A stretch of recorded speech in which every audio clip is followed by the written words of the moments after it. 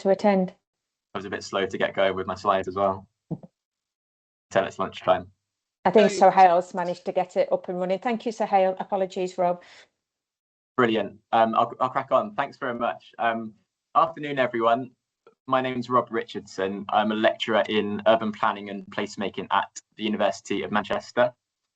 Very pleased to have the opportunity to share with you this afternoon some work that I did with colleagues at the University of Glasgow, James White and Gareth James. That's where I was previously based, on placemaking in Scotland, particularly the gap between policy aspiration and implementation. So the presentation is based on a paper that recently published in a journal called Progress in Planning. I'm just going to pop a link to the paper in the chat there, which you can have a read of the paper at a later date if you'd be interested. It's about the placemaking agenda in Scotland, particularly from a planning perspective, and looks at how that policy agenda has evolved since devolution about 25 years ago, and its relative divergence from the other nations of the UK. So myself and James and Gareth approached writing this because we knew from our experience working in Scotland that Scotland had quite a forward-looking view on placemaking, quite a progressive policy agenda. And it's generally felt, I think it's fair to say, that planning in Scotland has a somewhat more positive approach and enjoys a bit more political support than it does in other parts of the UK. So we wanted to try and document that in a slightly more robust way, which is why we wrote this quite in-depth paper to try and get that researched and evidenced more thoroughly than it had been before. So the paper looks at the evolution of placemaking from the early days of designing places, designing streets, right through to the present day, NPF4, and then looks at 4 case studies of private housing development through which we identify a series of barriers to implementation, which is why we suggest that there's this gap between policy aspiration and implementation. And ultimately, we argue that policy innovation that we've observed needs to be matched by an innovation in practice as well. There needs to be a rethinking of roles and responsibilities within planning and development practice to really deliver the kind of placemaking that is aspired to in policy. So those are the main aspects that I'll focus on today. As I say, it's a very long paper. It's about 40,000 words, so it's about half a book. I can't talk about it all today, but I'm just going to focus on 2 particular aspects. That's the placemaking policy agenda at national level in Scotland, and then 2 of the implementation case studies, which show the broad spectrum really of barriers to implementation that we identify. And then I'm hoping there'll be time at the end to end with some reflections and questions for the audience as well about your experiences with NPF4 and whether that's changing some of this placemaking culture that we're hoping to see. So just to start off, a couple of key terms talking about placemaking. So I'll offer a definition of placemaking. Placemaking uses urban design to create better places through conscious acts of intervention. It's about using an active design process to create better places than would otherwise exist. And the Placemaking X group, which is an international movement championing placemaking, defines placemaking as a common cause which draws people together to collectively reimagine and reinvent public spaces at the heart of communities. So it's very much about the relationship between people and the built environment, and particularly the role of public spaces in shaping communities, the squares, the parks, the streets where people meet and where community life happens. Why is this important? The concept of place value tells us that. So we know from an extensive body of evidence that high quality places produce value across a range of different policy areas, across health, social outcomes, inequality, economics, environmental sustainability. Well-designed places are a good thing to do broadly across various different policy grounds. And what's particularly, I think, impressive and interesting about the Scottish Government's placemaking policy agenda is the extent to which it's actively engaged with that, particularly in health and sustainability terms. Over the years, placemaking has been increasingly valued as a way of trying to deliver benefits across society. The evidence that I'm going to draw on in this presentation and in the paper is from 2 quite large research projects. The first was my PhD studentship, which was funded by the Economic and Social Research Council and was a collaborative project with West Dunbartonshire Council. And I'll use a case study from West Dunbartonshire in this presentation too. The second one was a project by the Collaborative Centre for Housing Evidence, CASH, which is based at the University of Glasgow. The project was called Delivering Design Value, which looked at the implementation of placemaking around the UK, so not just in Scotland. It looked at different examples across the UK, and that was conducted across 2 different phases. So there's a wealth of research evidence and data behind this, spanning 5 or 6 years, and the wider experience of myself and James White and Gareth James, who did this piece of work with me as well.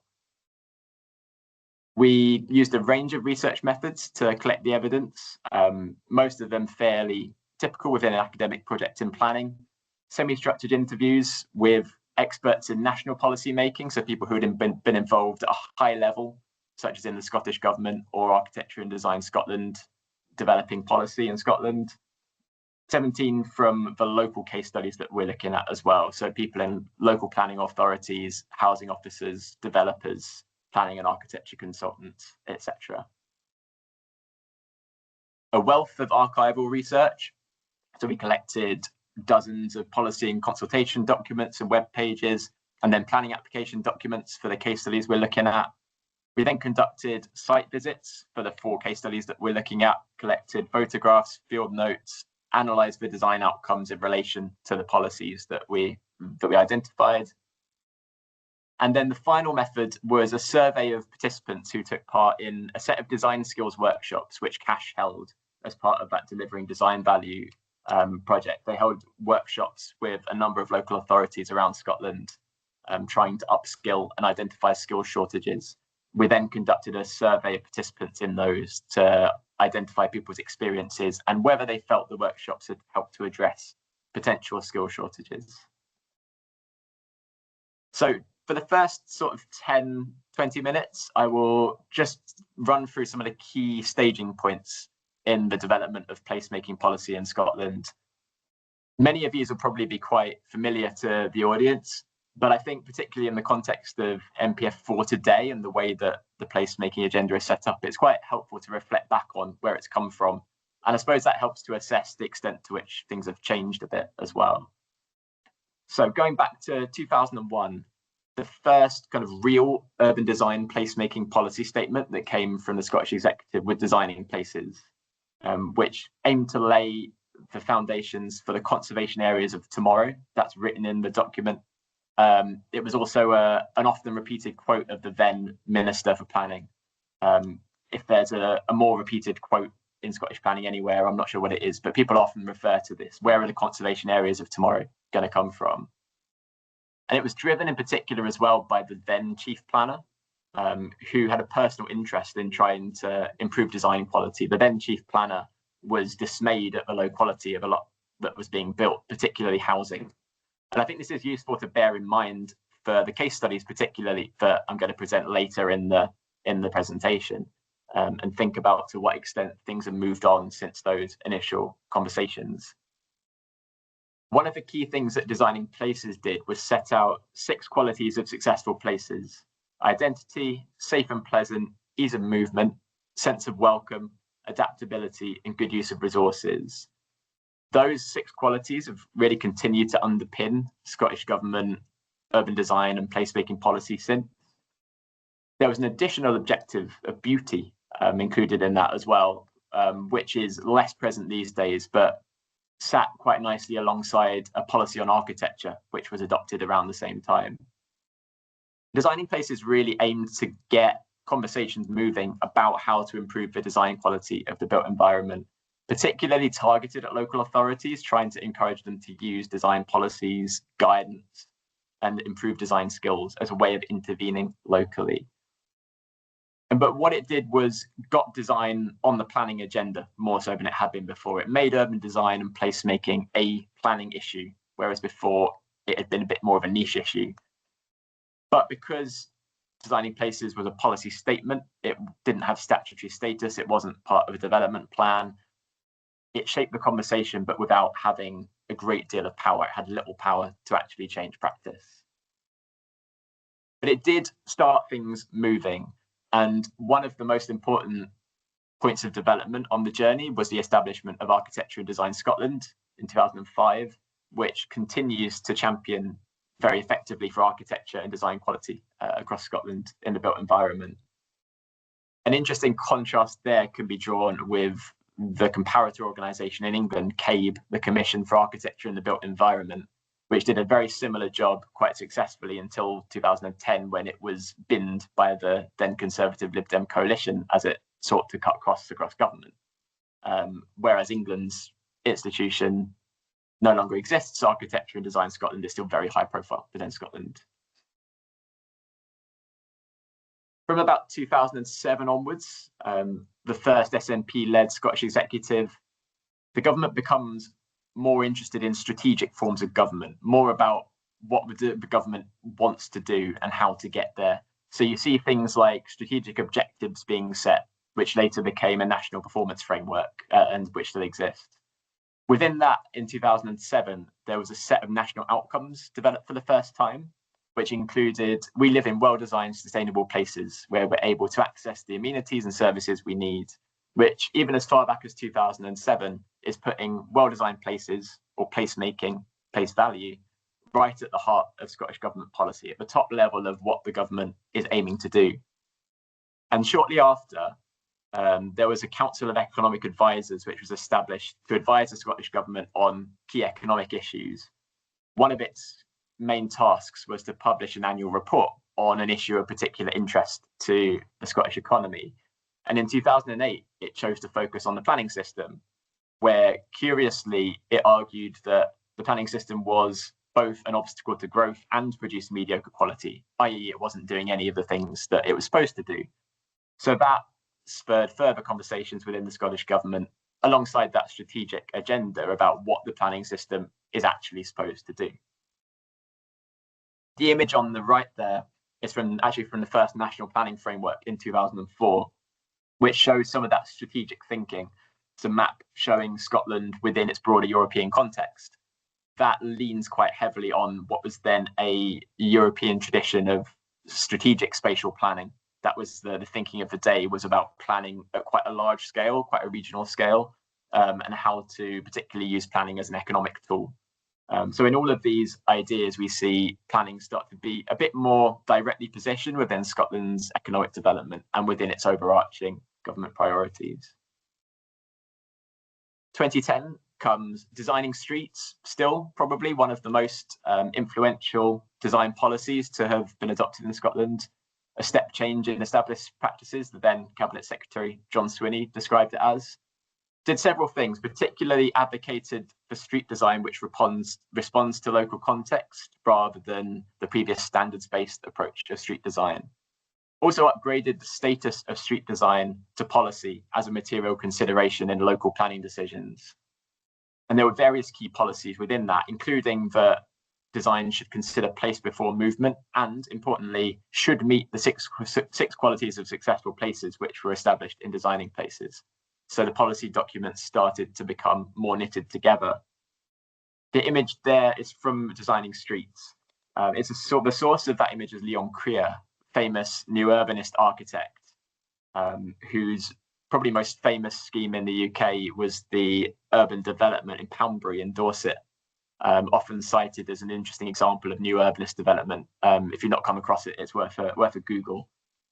But over the coming years after this period, we see the new urbanist movement becoming increasingly involved in Scottish government policy making on design as well. Alongside Designing Streets, there was quite a high-profile test case at Polnoon in East Renfrewshire, whereby the Scottish government actively worked with what was identified as a fairly typical housing development site that was coming forward on the edge of a conservation village, and tried to demonstrate that with a bit more time and thought and investment, a really good design outcome could be arrived at, and it's widely seen as a big success. And after some master planning and reworking, it actually managed to fit more housing units on the site than were planned before. So it kept everyone happy, including the developer, whose viability was improved by that. And that was described in 2017 by the then government minister for planning, Kevin Stewart, as a conservation area of tomorrow, that phrase again. But still around this time, there was a lot of interest in how to implement placemaking. So there was an influential report in 2010 by one of my former lecturers at Glasgow, David Adams, and his team, which found that the impediment to creating better places was no longer a dispute about their value or ignorance about their qualities, but rather concern about the actual practicalities of their delivery. So the importance of placemaking, the place value that could come from well-designed places was well accepted across government. The key issue really was how to do it. And I'm going to argue later on that even 15 years later, that's probably still the case. There's been some movement, lots of experiments, but potentially there's still a lot of work to be done to get beyond that point. So as that interest in implementation grew, the Scottish Government and bodies like Architecture and Design Scotland continue to back various innovations and experiments to try different models of delivering placemaking. So there was a Scottish Sustainable Communities Initiative, which looked at 4 exemplar housing developments similar to Polnoon to try and trial different ways of improving design quality through funding and skill support. Shortly after that, there was a charrette series led by Andreas Duany, another member of the New Urbanist movement alongside Leon Creer, who came to Scotland, ran a number of pilot charrettes, which were collaborative community engagement design events held over several days. That was followed by a mainstreaming process to try the charrette model of community engagement more widely across Scotland. And I think that then gave way to a wider set of initiatives linked to the Community Empowerment Act. While those sorts of initiatives were quite successful in getting planning and design up the agenda, the evidence on their impact is somewhat mixed. Another former colleague, Michael Cordash, did an extensive piece of research on this and found that many people found the style of a charrette, being quite an intensive engagement process, to be a little bit alienating, found it a bit isolated and not really connected to longer term conversations about placemaking in their locality.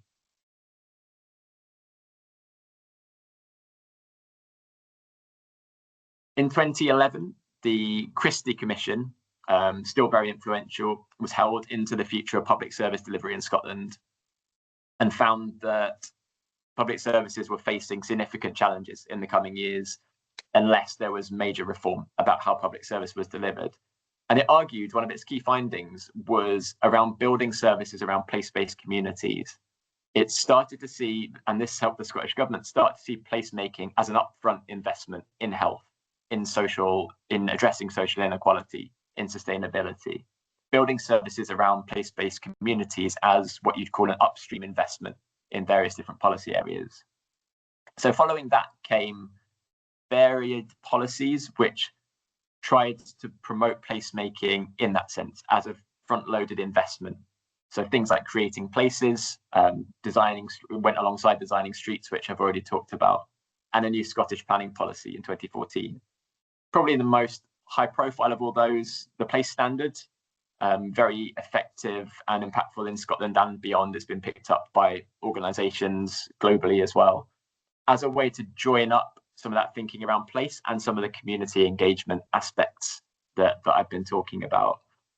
So what we started to see around this time, which one of my interview participants described at the bottom there, was an overarching narrative around place, which encouraged people to think about design in a holistic way, not just in terms of sustainability, not just in terms of architecture or public space, but holistically. What does design do for places, and how can we improve placemaking across all these different areas? And that's what the place standard did, was to encourage people to think about different aspects of their place and how they came together, and to make that accessible. And those sorts of ideas have continued since, really. There's been a few other sort of interventions of note worth flagging quite quickly. The place principle was adopted in 2019, effectively as an agreement or memorandum between COSLA and public service deliverers across Scotland to try and encourage better collaboration and community involvement in public services, very much in line with the findings of the Christie Commission. This is an excerpt taken from the Our Place website, which provides some more background towards that place-based policy agenda in Scotland. where increasingly place has been seen as a key way to improving quality of life across policy, not just planning. Getting up to the present day, the Planning Scotland Act 2019 followed on from the review conducted by the Beveridge Commission, which finished in 2016. I put the picture of the report on the slide because I think the title was interesting. The review itself was very much framed originally around encouraging investment and delivering a more efficient and effective planning system. But the outcomes have been much more framed around delivering great places, empowering planning to deliver great places, very much a vote of confidence in the planning system as a deliverer of placemaking. Alongside a few other kind of institutional reforms, one of the key things I think the Planning Act did was to introduce a statutory purpose of planning, to manage the development and use of land in long-term public interest. I think placemaking can very much be seen as a part of that long-term public interest. That's what the system is supposed to do, one of the key things it's supposed to do. And then that whole process established NPF4 as the key delivery mechanism for the findings of the review. And NPF4, as it was developed, had quite a wide remit. It aimed to go beyond previous iterations of a national planning framework, beyond an economic focus, beyond just a spatial plan, but to try and set more specific policy about how to actually implement placemaking and deliver on that public interest, the public interest values of planning. And one of the interview participants said that responded to a need for policy to be stronger and to be unambiguous. It was felt that some of the previous policy initiatives, designing streets, creating places, weren't specific enough about what well-designed places look like.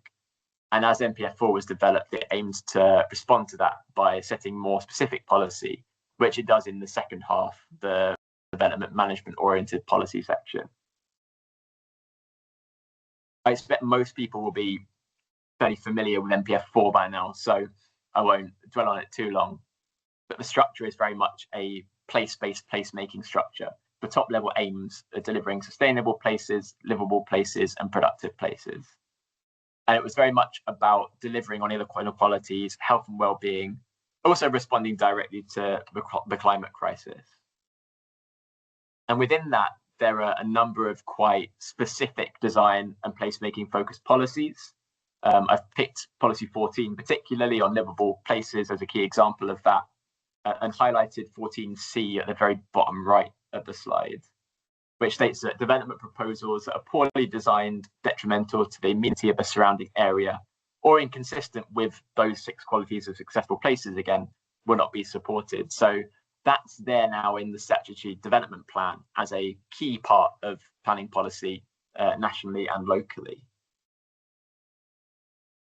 The 6 qualities of successful places were updated a little bit for NPF4, but largely mapped onto the original 6 qualities from designing places in 2001.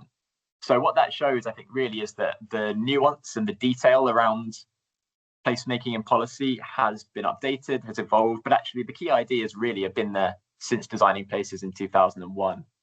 I think what we've seen is a growing recognition of place value and how placemaking can help across different policy areas, how it can help reduce inequalities, how it can help create more efficient public services, particularly in health and social care, for example. But the key ideas have always been there, have been underpinning Scottish planning policy for 25 years plus. And one of the things that we do in the longer paper, which I won't have time to dwell on today really, is compare that to different approaches to placemaking across the 4 nations of the UK, which was quite an interesting exercise. And ultimately, we concluded that Scotland had the most embedded placemaking approach in policy across the 4 nations of the UK. It was probably most comparable to Wales in terms of the progressiveness and the holisticness of placemaking in policy.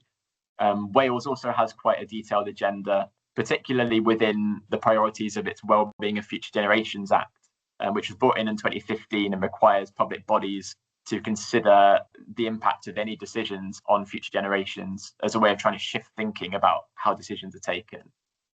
Likewise, like Architecture and Design Scotland, there's a design commission for Wales, which is still quite influential in championing for good quality design in Wales. Northern Ireland's experience has been a bit more stunted by various suspensions of the executive and relatively slower policy development, I think it's fair to say. But it has had fairly established policy on placemaking and likewise a fairly active design champion, the Ministerial Advisory Group for Architecture and the Built Environment. England's experience has been more mixed.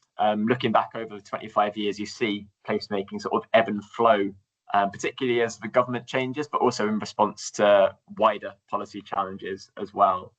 As I mentioned earlier, the Architecture and Design Scotland equivalent, CABE, was closed in 2010.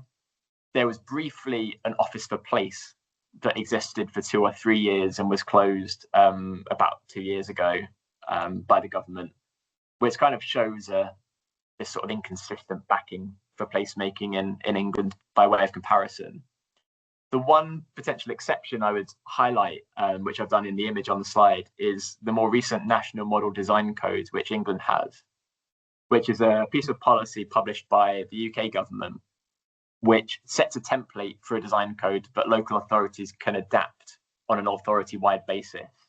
And it's being rolled out through a pilot program with several Pathfinder authorities at the moment. That has its challenges. Like most local authority areas are quite diverse, quite wide-ranging, so applying that in a wide area is tricky. But it's quite a sophisticated piece of policy, and I think compared to things like designing streets, creating places, it's probably quite a bit more sophisticated and shows that there is some quite forward thinking in the UK government around how to take forward some of these ideas now.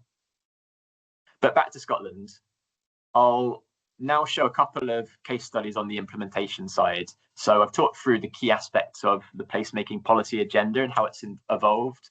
And now I just want to show how they're considered in local decision making and planning. So in the paper, we looked at 4 examples of private housing development. 2 of them are in West Dunbartonshire, 2 of them are in East Lothian. I'm just going to focus on Garshake Road and Gateside West today in the interests of time. We picked these examples because, broadly speaking, they're typical. They're pretty typical volume house builder sites, medium-sized, in the central belt where most of Scotland's new housing is being built. A lot of attention tends to go on the exemplar projects of places like Polnoon in terms of how to learn from the really good examples, but our contention was that we wanted to try and learn from the typical examples, what actually happens in a standard authority planning process when it comes to a housing site like this. They were all developed by private house builders. We didn't look at social housing or council housing. That's probably for another time. I know that anecdotally, I think it's probably fair to say that authorities have had a bit more success in terms of placemaking outcomes working with social housing and council housing. Certainly the work I did with West Dunbartonshire, they had some really good examples of design-led social housing. But we wanted to focus on private house builder output, given it's still by far and away the most significant proportion of housing output in Scotland.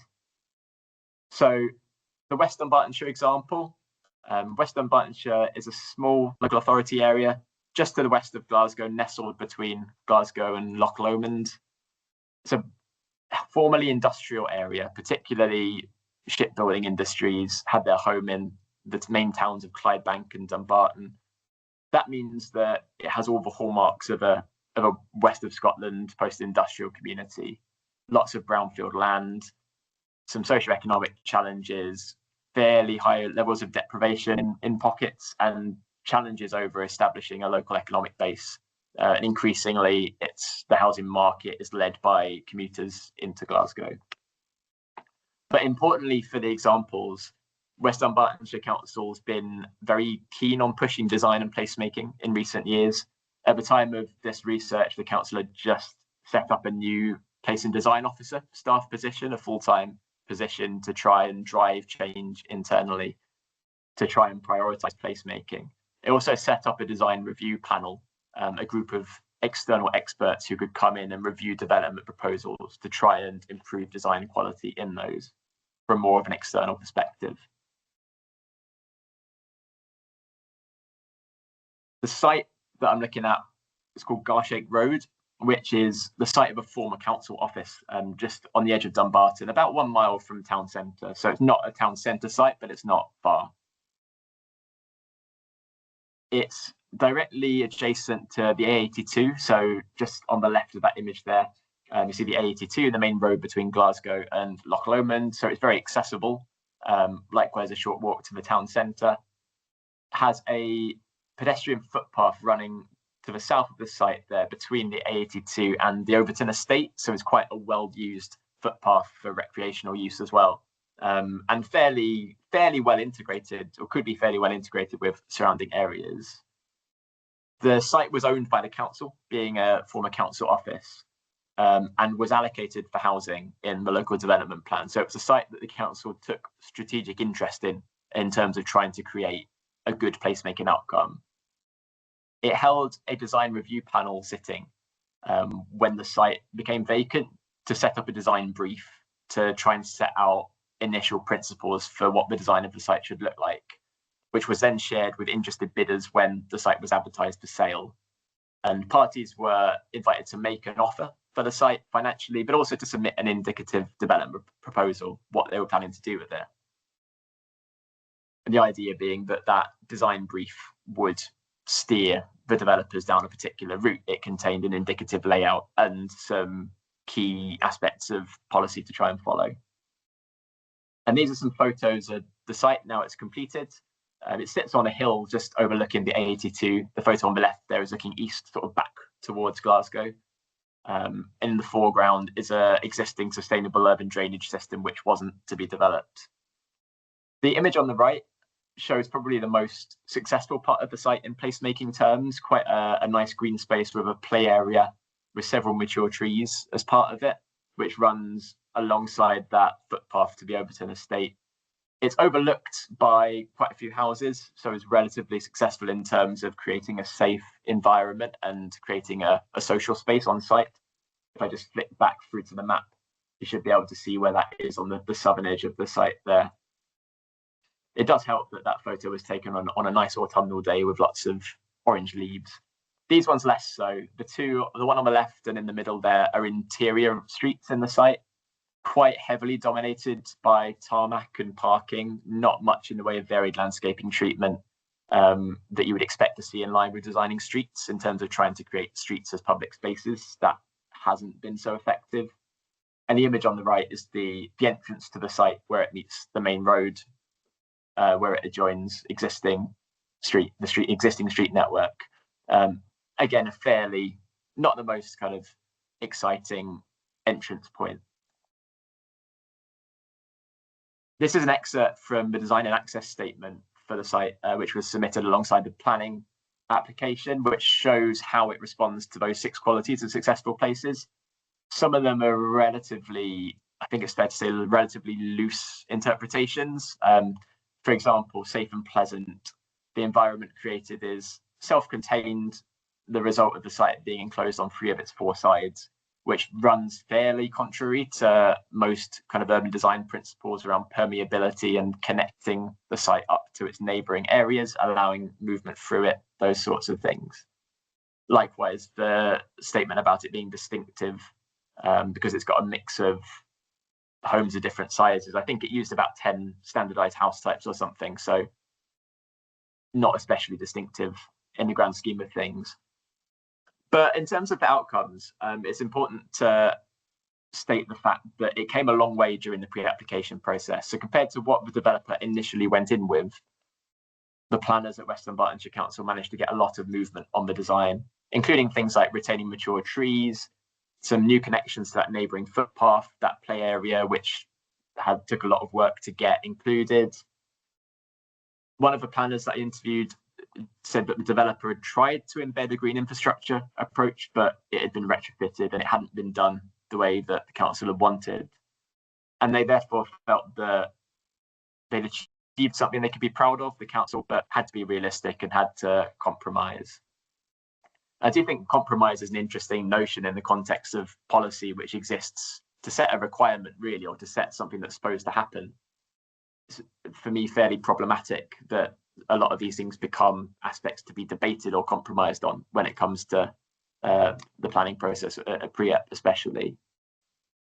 And the key lessons from that site were that even though there'd been a design review panel and a design brief to try and set some key design principles early on, they were largely overridden by the developer during the process, by the developer's viability modelling and its standardised approach. Really, they weren't going to shift that much.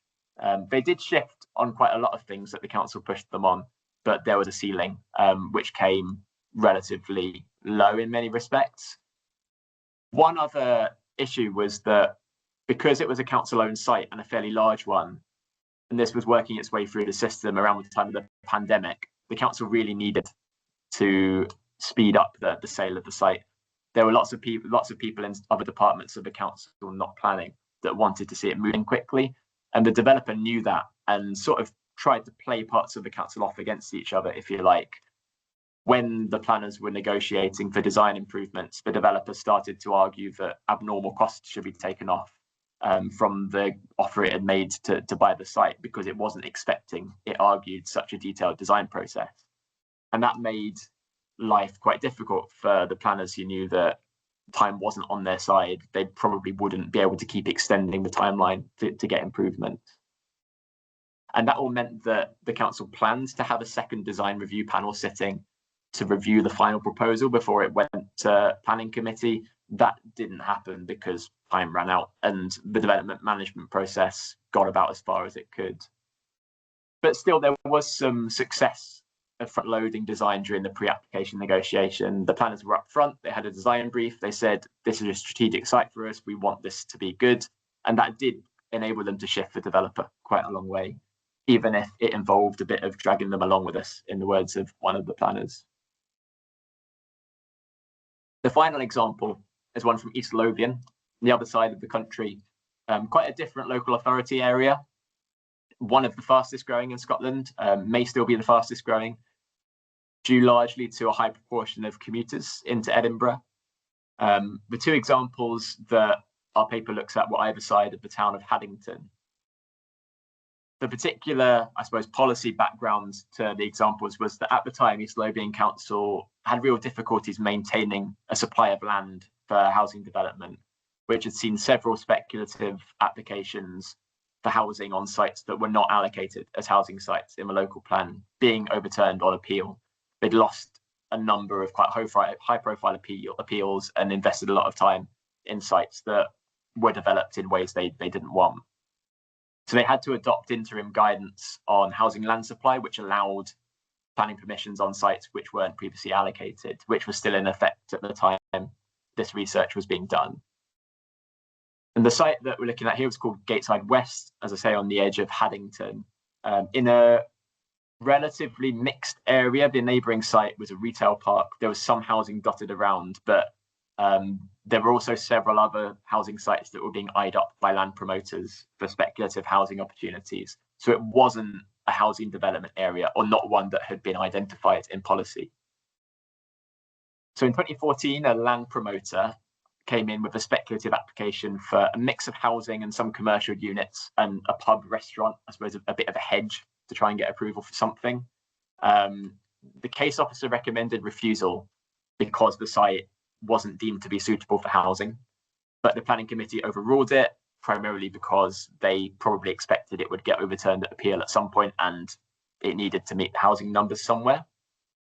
The site was then bought by the developer Persimmon, who proposed a new planning application which dropped those commercial units and the pub restaurant, reinterpreted some of the design features, like a previous green space was changed to be more of this sort of ribbon effect, which you'll see through the middle of the site there on the map. And that was approved in 2016. And these are photos of that site, again, fairly driven by a standardized approach. Lots of quite typical looking housing units with double garages, lots of on and off street parking, quite limited landscaping. Apart from these pedestrian connections, which are again relatively low quality, not overlooked very well, but the landscaping hasn't been maintained and doesn't make use of the space especially well. I would say, like, these leftover bits of grass probably don't contribute a great deal to placemaking other than providing a connection through the site. The design outcomes there were largely a product of the fact that the council was under real pressure to deliver housing, which meant that design quality wasn't a consideration during the planning process, which stands in contrast to the West Dunbartonshire example, actually, where design was very much a consideration in the planning process. The council had made a point of that. For this example, it wasn't. It was a way to deliver some housing. One of the developers that we interviewed in relation to this site said that they felt that really the onus was ultimately on the authority to be more forceful in improving design quality, and that if design policy intentions weren't being applied, then developers weren't going to go in with good quality proposals. So they felt that really the onus was on the council to push design. The council felt that on this site, there was no point. It was going to be approved anyway due to the housing shortfall. And the key lessons we drew from this one were that East Lothian Council was known, and I believe still is, for being strong on design. It had a number of influential champions working within the council who developed policy to try and push a higher standard of design outcome. But in this instance, hadn't been able to do anything with these sites. They chose to focus their efforts on sites that were allocated for housing in the LDP, so prepared design briefs only for those sites rather than some of these speculative ones, which actually over time ended up accounting for quite a large housing output. They were therefore vulnerable to those speculative applications. And that shows how land promotion processes and planning permission in principle can actually lock in design decisions really far up the planning process. Even if there's been a very thorough pre-app process, actually a lot of those decisions have been taken potentially 10 years before if you've had a land promotion process and planning permission in principle, and there's very little left to work with if by that point you've got a planning permission and a developer who's planning to do something a certain way. So the outcomes here were driven very much by the very commercially minded house builder who delivered the site. And that was despite there being local design guidance and the council having a free weekly design advice service. They did all they could, but really the outcome didn't have much in the way of those conscious acts of intervention, which I referred to at the very start when defining placemaking. These were the other two examples that we looked at: Rosebery Place in West Dunbartonshire and Dovecote in East Lothian. I won't speak any more about those in the interest of time, but there were different barriers and issues that we drew out of those, which you could read about in the paper if you were interested. So finally, I'll draw things together with some conclusions from the research.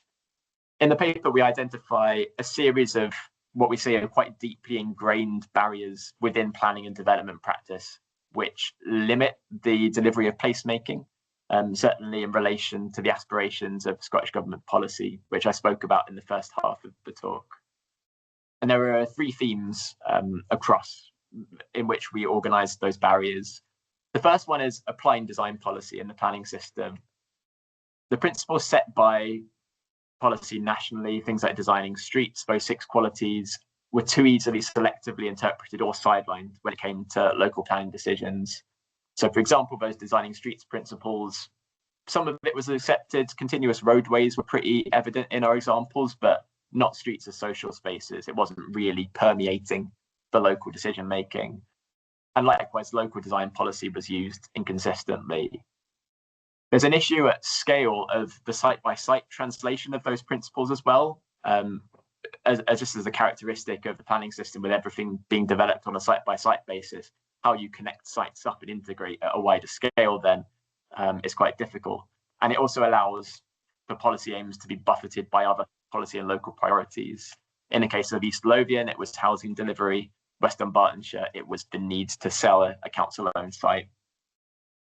One of the respondents to our survey who attended one of the design skills workshops that CAT organised said that design's an art and a science, and many policies need to refer to design examples and more detailed guidance to be understandable and applied, rather than being just general and text focused. That speaks to one way potentially of addressing that selective interpretation of policy, and reflects the approach of a national model design guide, national model design code rather, which I spoke about in England earlier as well, in trying to take a more rigorous codified approach to shaping design policy. The second set of issues that we identified were around design capacity within the planning system, whereby placemaking can often be squeezed out by other organisational priorities. or policy priorities. Likewise, planning authority capacity constraints can limit the time and attention given to placemaking. How many meetings or emails can you have with an applicant to try and push for a design change before the time the 8 weeks is up, or whatever the next deadline is? And likewise, design skills outside of planning services, even if a planning service is lucky to have skilled design and placemaking officers. Outside of that, in elected councillors, housing services, economic development, regeneration, for example, some of those people often don't necessarily have the design and placemaking knowledge. So how do you ensure that people across organisations and beyond respond to those key policy aims around placemaking? And finally, one of the key areas of barrier were around development practice. And in the paper that we argued that planning and development practice are intertwined, they're inseparable. When people talk about housing crisis, they often jump to the planning system as a source of solution. I often feel that if you're going to jump to the planning system, you also need to jump to the development system, to the land supply system, to all of these different practices which contribute to housing delivery or placemaking delivery beyond just planning. Things like viability models and standardization can leave little space for design and placemaking. We saw in our examples, particularly where those design decisions are locked in quite far upstream. That means that quite often local authority time and effort is focused quite late in the process on things like mature trees, for example, which in the grand scheme of things are quite minor changes in relation to some of the bigger issues to do with placemaking. And ultimately, we argued that the discretionary space within the planning system, so Scotland and the rest of the UK having a discretionary planning system where policy is open to negotiation in local context, that space is too often open to exploitation.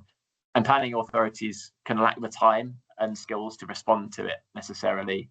Within that background, placemaking becomes one of many other policy priorities to be negotiated rather than being a priority outcome, which in the first half of the talk, I identified how it is a priority within Scottish Government policy. So the ultimate question then is how to make sure it actually gets translated rather than being something that gets weighed up alongside other issues and quite often sidelined within that. So I've identified how Scotland's placemaking agenda recognises design value, the importance of place and design across very different policy areas, and how it does that in quite a forward-thinking way, certainly compared to the other nations of the UK. But the local level implementation hasn't quite kept up pace with that innovation.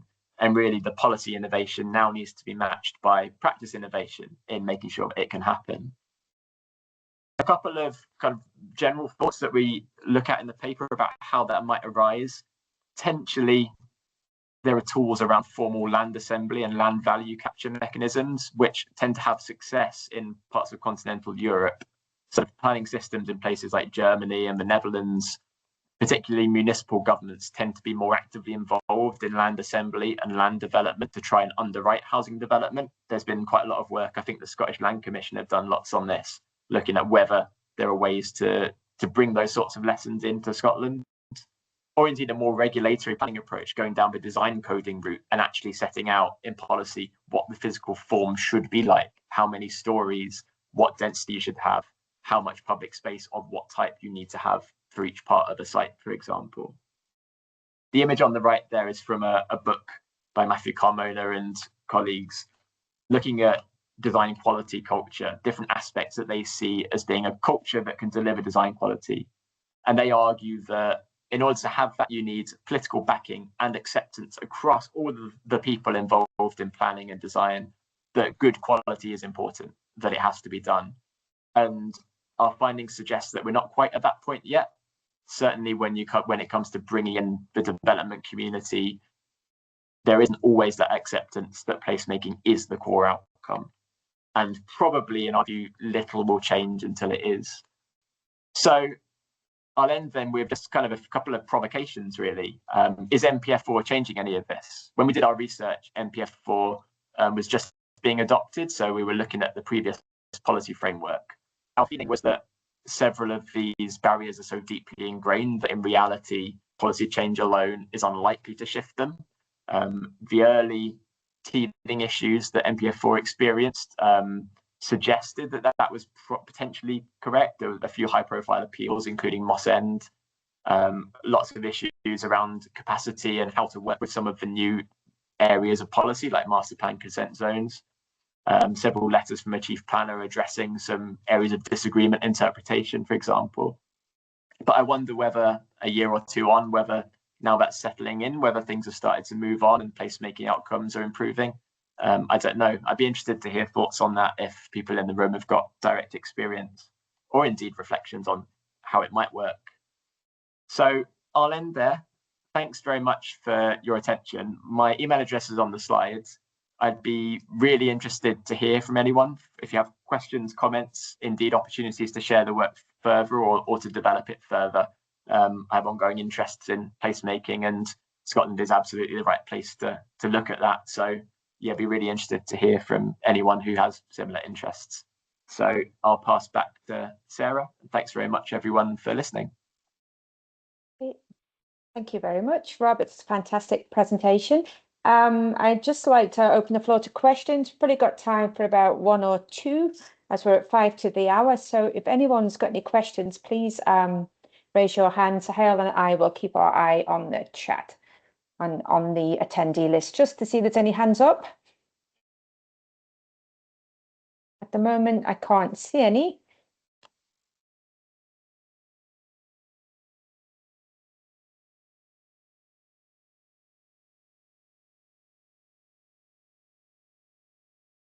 No, I don't think there's any questions, Rob, unless anybody jumps in right now. I will. Just a question.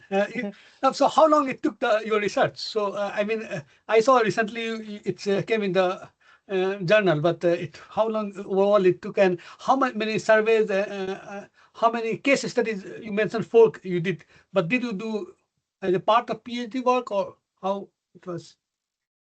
So it was, so my PhD was between about 2019 and 2023. And I suppose the data collection component of that was somewhere in the middle, probably 18 months, 2 years worth.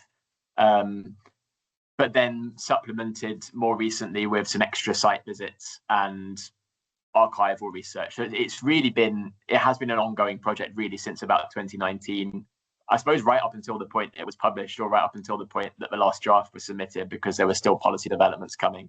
And then there was the cash delivering design value project, which I don't know if you were involved in that maybe at some point. Yeah, I know, but it was probably around the time that you were there, which was in 2 phases. The initial phase was about 2020, but then the workshops and the following survey were a bit more recent, 2023, 2024. So yeah, as a collective piece of work, it spans probably about 5 or 6 years worth of work on and off that myself, James and Gareth did. Yeah, so it's informed by our wider experience as well as the interviews and questionnaire responses that we drew on there. Excellent work. And also I recently saw James is giving the parliamentary like on the same topic probably. Yeah, actually I think he was doing something it has a lot of policy implications.